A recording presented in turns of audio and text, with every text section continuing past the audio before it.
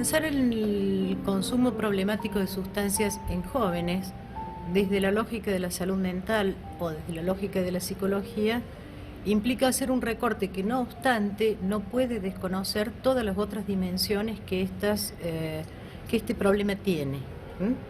O sea, creo que el desafío es cómo pensar desde un campo disciplinario, como puede ser el campo de la psicología, y eventualmente no transformar en una explicación psicologista el problema.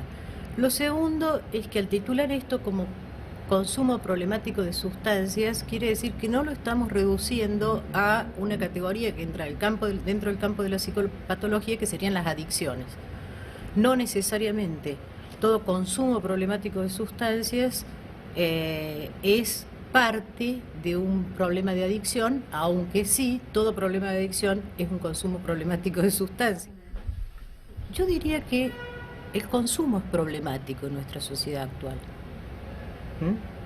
O sea, recientemente una persona que se atiende conmigo comentaba que el hijo le robó una cámara de fotos, pero no para comprar drogas, como se dice, sino para cambiar su celular, que tenía 4 meses.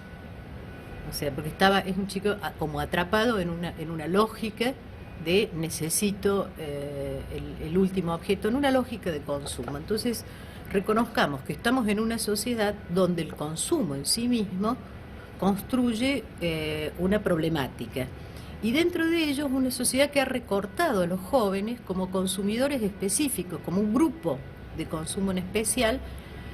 Y por otro lado, debo decir que en el campo de la salud, la medicalización de la vida hace que se haya construido todo un imaginario de que todo dolor, todo problema, etcétera, es solucionado inmediatamente con una sustancia. En este caso con un medicamento. O sea, que cuando nosotros pensamos el consumo problemático de determinadas sustancias, no estamos sino haciendo un recorte de la particular forma en que en nuestra sociedad actual el consumo se relaciona eventualmente con la idea de felicidad o de bienestar. El término es lo suficientemente ambiguo como para que nosotros podamos pensar que ahí entran desde sustancias ilegales, sustancias legales.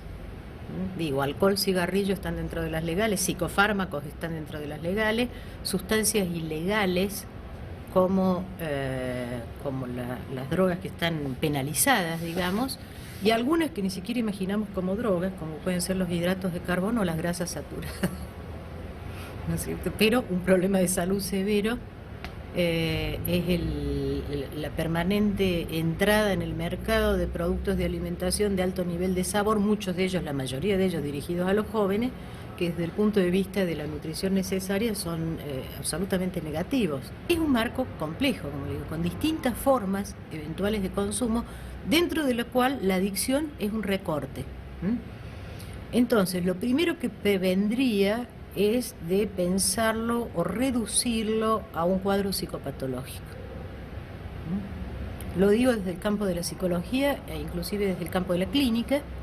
Creo que la psicopatología es una herramienta que debe ser utilizada para la clínica, pero para definir un cuadro psicopatológico en cada sujeto singular se necesita un diagnóstico realizado correctamente, contemplando todos los ejes que hacen al diagnóstico.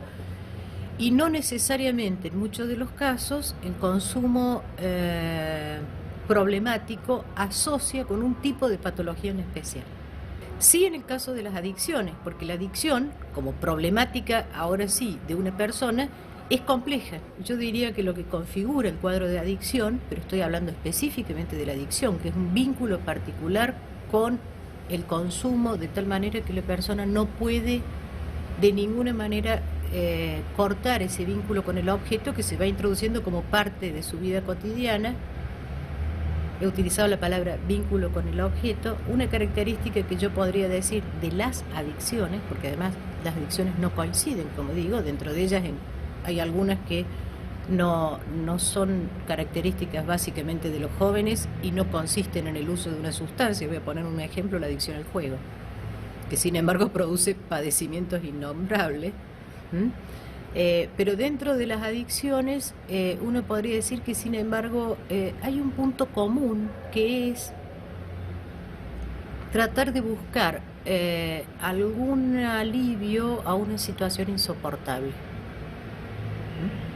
Esta situación insoportable puede ser absolutamente subjetiva, puede ser fuertemente determinada socialmente, quiero decir, es el caso de los niños de la calle y el uso de pegamentos, por ejemplo, pasta base. Es conocido que si se los incorpora en un ámbito donde están contenidos, etcétera,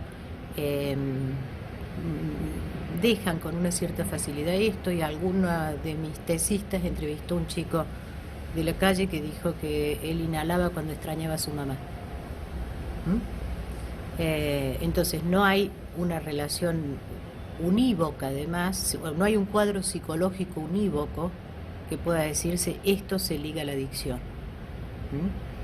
Y segundo, no existe, que yo creo no está probado estadísticamente, eso que se difunde tan consensualmente de la carrera del adicto. Hay que romper con una especie como de saber consensual que hay, de que primero se fumó un cigarrillo de marihuana, después probó la cocaína y después siguió, qué sé yo, hasta la heroína, hasta drogas pesadas. Porque una adicción se construye psicológica, biológica y socialmente de manera conjunta. Quisiera poner un ejemplo que suelo dar a mis alumnos. Cuando yo era estudiante universitaria, las anfetaminas eran de venta libre. Cualquiera podía ir a una farmacia, incluyendo un menor de edad, como quien compra hoy en día un analgésico, y comprar un tipo de productos que se llamaban Ovesin o Actemin, entre otros, que eran anfetaminas, y que circulaban normalmente entre los estudiantes como lo que uno utilizaba para no quedarse dormido cuando estaba preparando los exámenes. Y en ese momento no había ilegalidad, quiero decir, no se necesitaba la receta de un médico. Y yo suelo decir que mi padre, que me hubiera retado severamente si me veía fumando un cigarrillo, si veía que yo estaba muy próxima a la fecha de examen y que estaba necesitando estudiar de noche, me decía: no querés un Actemin, está en el cajón de mi mesa de luz. Digamos, había como una ceguera con respecto a las anfetaminas. De esa generación de estudiantes, que muchos de los cuales utilizaron anfetaminas para estudiar y jamás para salir a bailar, yo no recuerdo haberse me haya ocurrido tomar una anfetamina como parte de la diversión, no entraba en nuestra representación. La mayoría las usaba para rendir, las usó para rendir y no las consumió nunca más. Lo que tienen en común la cocaína y la marihuana, por ejemplo, es que forman parte del circuito ilegal, y ahí hay que diferenciar también el mundo que la ilegalidad construye con alguna sustancia. Porque al configurarse como drogas ilegales, configuran a veces entre algunos jóvenes una red de contacto que produce una cierta identidad social. No hay nada que permita identificarse entre ellos como un rasgo fundamental, por ejemplo, un grupo de fumadores, de cigarrillos, quiero decir. Pero a veces lo que pasa con determinadas sustancias es que permiten, al crear como un nicho que tiene una cierta legalidad o ilegalidad, permite que un grupo de jóvenes que busca un referente de identidad para tener algo en común con los otros, que es algo que todos buscamos, construir un grupo con algo en común, lo construya alrededor de eso. Quiero hacer una observación sobre el tema de la familia. En el campo de la psicología hemos cargado la responsabilidad de sobre culpabilizar eventualmente a las familias por los problemas de sus hijos. Una especie de trasladar algo que es ideológico. La familia es el núcleo de la sociedad, la célula básica de la sociedad, olvidando que en general la sociedad es el soporte en el cual es posible que se desarrolle la familia. Este paso, ¿no es cierto? Este paso lo olvidamos, consideramos que la sociedad se constituye de núcleos que se conjugan entre ellos, y nos olvidamos que es la red social la que permite el soporte a estos grupos familiares. Pero tenemos una larga tradición de pensar como primer lugar quiénes son los padres, y qué habrán hecho los padres, que es una forma de culpabilización de las víctimas. O sea, ¿qué habrán hecho los padres para que su hijo esté en esta situación? Efectivamente, cuando se entra en la adolescencia y se entra en la juventud, yo suelo decir, sucede una especie de barajar y dar de nuevo. Quiere decir, todos los vínculos que se generaron durante la infancia se ponen, se revulsionan de nuevo y se produce un reordenamiento del cual tiene que salir una persona con un cierto margen de autonomía. ¿Mm? En este proceso de revulsión o de transformación puede suceder que uno vea que algunos de los aspectos más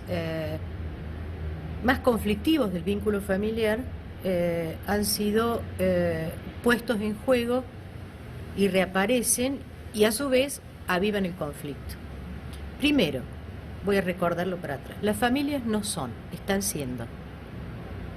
Las familias tienen hijos y crían sus hijos en distintos momentos. En este país, las familias que tienen en este momento hijos de 21 años o 22 años han atravesado por lo menos la crisis del 2001.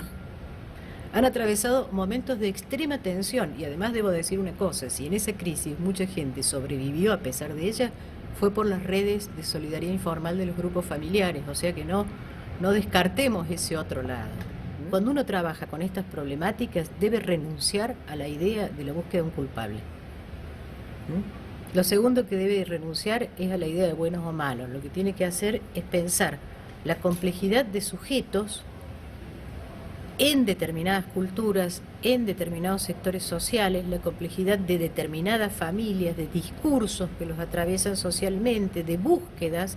El joven es básicamente una búsqueda, y acá me voy a detener en algo, que tiene derecho al riesgo también, ¿no? Esta es una sociedad que parece haber generado la idea de que todo el tiempo hay que estar previniendo y evitando todos los riesgos. Hay un cierto margen de riesgo en la vida que es inherente para el desarrollo mismo. Quiero decir, vivir es riesgoso. ¿Cuánto podemos cuidarlos y cuánto podemos permitir que ellos prueben cómo van a sobrevivir, a vivir, a producir y a crear en el mundo que les hemos dado? Es una decisión que como adultos, como generación anterior, tenemos que estar tomando permanentemente. Lo último que llamaría la atención es con respecto a este problema del etiquetamiento y la generación del estigma. En alguna oportunidad, trabajando con un grupo familiar cuya hija estaba en un colegio privado, en ese caso, habían encontrado en uno de los cursos que una de las chicas fumaba marihuana. Entonces, la indicación que estaban dando los padres era que no dejaran que sus hijas se reúnan con ella.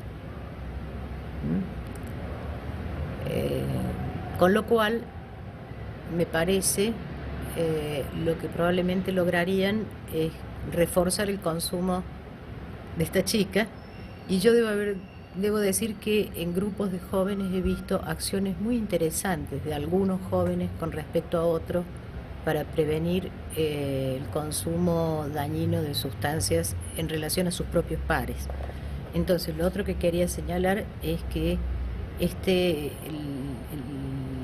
al margen de aquellos casos que requieren de un tratamiento psicológico y familiar especial, y no porque considere que la familia es la causa, sino porque la familia está implicada en el problema y es abarcada por el problema, creo que la construcción de una red social solidaria entre jóvenes, entre las instituciones escolares, etcétera, es un excelente protector contra el consumo abusivo. Si permanentemente se nos dice que la felicidad se logra por el consumo, creo que nosotros debemos poder transmitirle a los jóvenes que la felicidad se logra en los vínculos. Y que la construcción de los vínculos y la red de vínculos que cada uno establece es el espacio que probablemente más posibilidad tiene de que uno se desarrolle sin necesidad o de intoxicarse o de entrar en una dinámica permanente de insatisfacción, porque el consumo produce insatisfacción.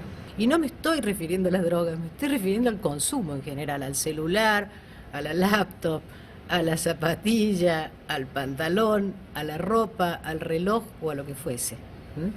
Entonces, cuando trabajamos, voy a volver a lo anterior, cuando trabajamos la problemática del consumo, estamos trabajando la problemática general de la sociedad y el consumo.